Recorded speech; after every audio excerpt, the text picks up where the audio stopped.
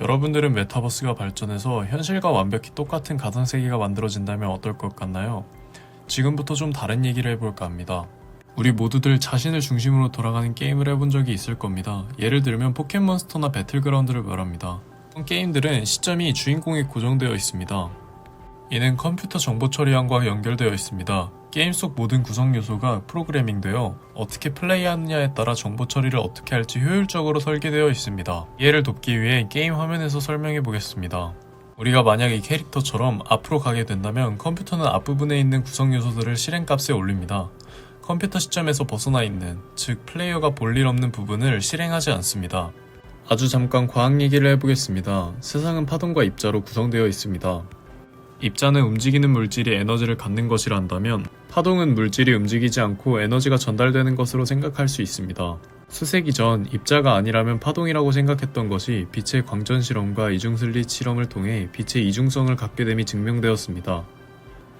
이중슬릿 실험에서 파동이라 생각했던 전자가 이중슬릿을 통과하면 파동의 형태로 퍼질 것이라 생각했지만 전자를 관측하는 순간 입자로 붕괴된 것이었습니다.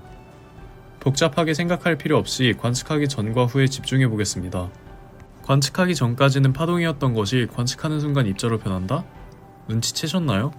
앞서 설명했던 게임의 프로그래밍은 연산을 줄여주기 위해 캐릭터의 시야 밖에 있는 것은 연산하지 않는다고 했습니다.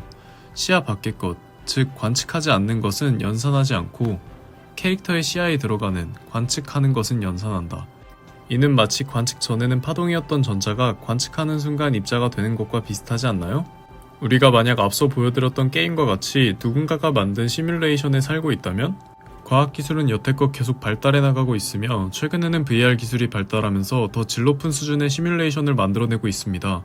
만약 기술들이 계속 발전하면서 더 좋은, 더 현실 같은 시뮬레이션이 만들어진다면 모든 정보가 전기신호로 전달되는 인간의 뇌는 실제라고 받아들일 수 있을 겁니다.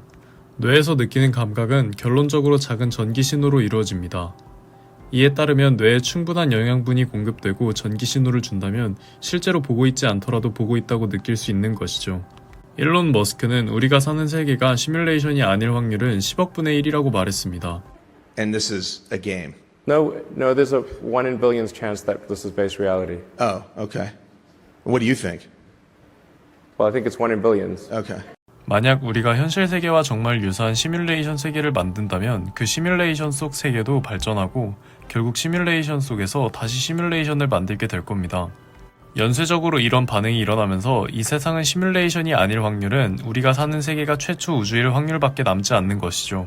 우리가 사는 세계가 그저 잘 프로그래밍된 세계라면 우리가 사는 세계가 이상하리만큼 수학적으로 정리가 된다는 점은 컴퓨터 기술을 바탕으로 둔 시뮬레이션이기 때문이고 신이 인간의 형상을 하고 있다는 점은 시뮬레이션 개발자를 신이라고 착각할 수 있고 또 개발자가 시뮬레이션을 만들 때 인간의 형상을 띈 캐릭터를 사용해 만들기 때문이라고 생각할 수 있습니다.